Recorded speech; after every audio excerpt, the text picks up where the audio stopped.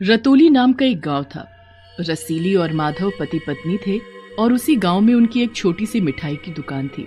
रसीली बहुत ही स्वादिष्ट मिठाइयां बनाती थी। उसके हाथ में जैसे कोई जादू हो। दूर दूर से लोग उसके हाथ की मिठाई खाने आते थे। एक दिन दुकान पर बैठे हुए, सुन्नू जी, आज ये हमारी दुकान सिर्फ हमारी बेटी की वजह से है, क्योंकि उसे मिठाई खाना बहुत पसंद था।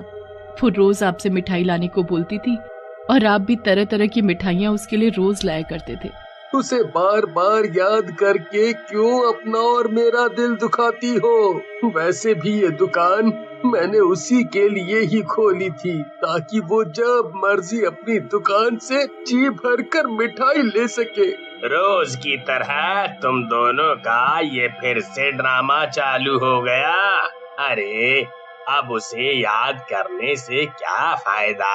अच्छा हुआ जो मर गई। इतनी बदसूरत थी वैसे भी वो। अगर आज वो जिंदा होती तो मिठाई तो क्या, हम तुम्हारे घर का पानी भी नहीं पीते। किशन भाई, आप ऐसा क्यों बोल रहे हो? वो हमारी बेटी थी, हमारे जिगर का टुकड़ा। माँ बाप को उसके बच्चे हर रूप में अच्छे लगते हैं। और हाँ, एक बात बोलूं, हमारी बेटी सिर्फ तुम सबकी जली कटी सुनने से ही मरी है। उसने जानबूझकर अपनी जान दे दी नदी में कूदकर। पूरा गांव उसे चिढ़ाता था कि कितनी बुरी, गंदी, घिनौनी शक्ल की है।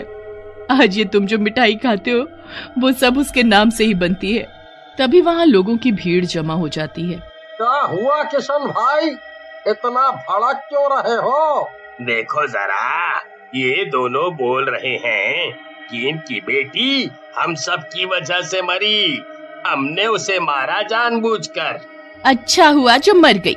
ऐसी बदसूरत बेटी होने से तो बेऔलाद होना अच्छा है। मेरी बेटी को देखो, दूध सी सफेद है। और एक वो थी तुम्हारी बेटी, सुबह सुबह उसकी शक्ल दिख जाती थी तो उल्टी हो जाती थी।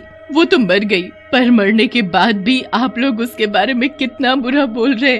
मत बोलिए ऐसा, मैं और नहीं सुन सकती। आप लोग जाइए यहाँ से। पूरा गांव उनकी बेटी के बारे में बुरा बुरा बोलकर चला जाता है, पर रसीली और माधव के आंसू तो रुकने का नाम ही नहीं ले रहे थे।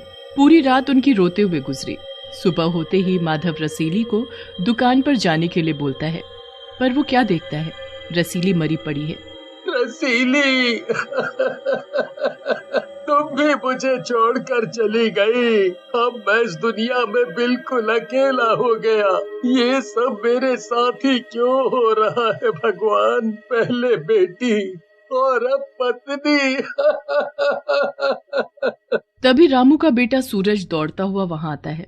माधव चाचा, माधव चाचा, वो तुम्हारी दुकान में आग लगी है। एक तरफ पत्नी मरी पड़ी थी और दूसरी तरफ दुकान जलकर खाक हो गई। माधव के पास अब कुछ नहीं बचा। इस बात को कई दिन बीत गए। माधव पत्नी और बेटी की मौत को भूल नहीं पाया। उसने 3-4 दिन से कुछ खाया भी नहीं था। एक दिन माधव घर के कोने में बैठकर रो रहा होता है। तभी पीछे से कोई उसके कंधे पर हाथ रखता है। उसके पीछे उसकी चुड़ैल बेटी थी, रानी। पिताजी, मैं हूँ, तुम्हारी बेटी रानी। मेरी बेटी? पर तुम तो चुड़ैल हो, मेरी बेटी नहीं। तुम मुझे मारने आई हो ना? तो लो मार दो मुझे, मार दो। ऐसी जिंदगी जीने से अच्छा है कि मैं मर ही जाऊं। पिताजी, मैं मर तो गई थी, पर आपको दुखी देखा तो मुझे इस रूप में आना ही पड़ा। मेरे पास कोई और रास्ता नहीं था। मैं ही तुम्हारी रानी बेटी हूँ। क्या आज तुम मुझे मिठाई नहीं खिलाओगे? तुम रोज मुझे मिठाई खिलाते थे ना? चुड़ैल की ये बातें सुनकर माधव को यकीन हो जाता है कि वो चुड़ैल ही उसकी बेटी है। मेरी बच्ची, मेरी बेटी, तू मुझे छोड़कर क्यों चली गई थी? देख, तेरी माँ भी मुझे छोड़कर चली गई और मेरी दुकान भी जलकर खाक हो गई। अब मैं तुझे कहाँ से मिठाई खिलाऊं? मुझे पता है, ये सब किसी ने जानबूझकर किया है। किसी ने तुम्हारी मिठाई की दुकान जानबूझकर चलाई है। पर अब मैं आ गई हूँ और इसका पता मैं लगा कर ही रहूंगी। क्या सोचने लगी तुम? कुछ नहीं पिताजी, मैं बस ये सोच रही थी कि मैं पहले भी बदसूरत थी और अभी भी बदसूरत हूँ। अब तो मैं और भी ज्यादा भद्दी दिखती हूँ ना। ऐसे ही बातें करते हुए दोनों पूरी रात यूं ही बिता देते हैं। सुबह हो जाती है। पिताजी, सुबह हो गई है, अब मुझे जाना होगा। आप जब भी मुझे याद करोगे मैं आ जाऊंगी, और अब मैं उन सभी को मजा जरूर चखाऊंगी जिन लोगों ने तुम्हारी दुनिया उजाड़ दी। रूपा अपने घर में चूल्हे के नजदीक बैठकर रोटियां सेक रही थी और थाली में खाना लगाकर वो खाट पर रख देती है। चंदू के बापू, खाना लगा दिया है, हाथ मुंह धोइए और खाना खाइए। खाट पर रखा खाना चुड़ैल चुपके से जला देती है। रामचरण खाना फेंक कर बाहर चला जाता है। मैंने तो खाना नहीं जलाया था, फिर ये कैसे चल गया?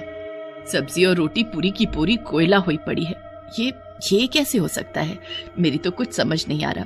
कहीं ये किसी ने जानबूझकर तो नहीं किया? चुड़ैल छुपकर सब देख रही थी और बहुत खुश हो रही थी। वहां से वो सीधा कुएं पर जाती है।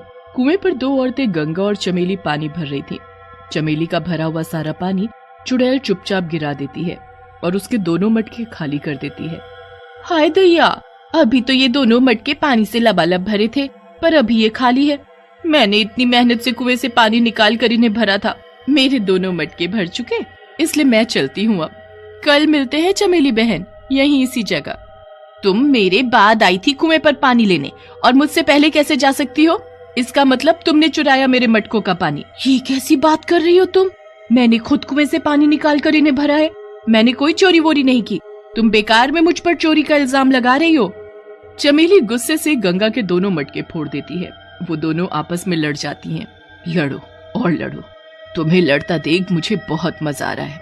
तुम लोगों ने मेरे पिताजी की दुकान जलाकर ठीक नहीं किया। चुड़ैल गांव के लोगों को आपस में लड़वाती तो किसी के जलते चूल्हे में पानी डाल देती। एक दिन चुड़ैल को पता चल ही गया कि उसके पिताजी की दुकान पर आग काशी ने लगाई थी। अच्छा हुआ जो उस माधव की दुकान जल गई। बड़ा आया था सबको अपनी दुकान की मिठाई खिलाने। उसकी दुकान होते हुए मेरी दुकान पर कोई नहीं आता था मिठाई लेने। अगर उस रात आप उसकी दुकान पर आग नहीं लगाते तो आज हमारा धंधा चौपट था। उसकी दुकान जलने के बाद ही सब हमारी दुकान पर आए। चुड़ैल सब सुन लेती है। उसे आखिर पता चल ही गया कि उसके पिताजी की दुकान पर आग काशी ने लगाई थी। चुड़ैल चुपचाप काशी की धोती में आग लगा देती है। ये आग कैसे लगी मेरी धोती में? बचाओ, कोई आग बुझाओ। ये आग तो मेरी इज्जत उतार कर रहेगी। तभी उसकी पत्नी जल्दी से आती है और उसके ऊपर पानी डाल देती है। आग बुझ जाती है, पर काशी की धोती पूरी तरह जल जाती है। काशी, तेरी दुकान की सारी मिठाइयों को मैं सड़ा चुकी हूँ। आज के बाद कोई भी तेरी दुकान की मिठाई नहीं खाएगा। ये काम मैं सामने आकर भी कर सकती थी, पर नहीं तो तुम लोग फिर से मेरे पिताजी को उनकी चुड़ैल बेटी बोल बोल कर दुखी करते। वहाँ माधव अपनी दुकान को सही करने में लगा था। इस दुकान को मैं पहले जैसा कैसे कर पाऊंगा? कैसे होगा सब पहले जैसा? कैसे? पिताजी रोते क्यों हो? ये दुकान फिर से बनाने में मैं तुम्हारी मदद करूंगी। वो तो ठीक है, पर मिठाई बनाने वाली तुम्हारी माँ तो चली गई। अब कौन बनाएगा उसके जैसी मिठाई? पिताजी तुम बस देखते जाओ, मैं सब ठीक कर दूंगी।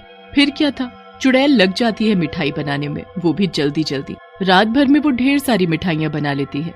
तरह तरह की मिठाई देख माधव हैरान रह जाता है। पिताजी ये सब माँ की ही देन है, मैंने माँ से सीखा था मिठाई बनाना। माधव बहुत खुश हो जाता है और अपनी बेटी को गले से लगा लेता है। फिर दोनों मिलकर दुकान को भी ठीक कर लेते हैं। उसमें सभी मिठाइयाँ भी रख देते हैं। मिठाइयों की खुशबू पूरे गांव में फैल जाती है। सभी लोग खुशबू की तरफ चल देते हैं और वो खुशबू का पीछा करते हुए माधव की दुकान तक पहुंच जाते हैं। माधव की दुकान को देखकर सभी हैरान रह जाते हैं। ये खुशबू माधव की दुकान से आ रही थी, और वो देखो तो माधव की दुकान ठीक हो गई। उसमें कितनी ताजी ताजी मिठाई रखी है। देखते ही मुंह में पानी आ गया। पूरा गांव उसकी दुकान पर उमड़ पड़ा।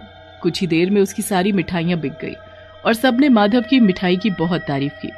सबके जाने के बाद, बेटी आज ये सब सिर्फ तुम्हारी वजह से हो पाया है।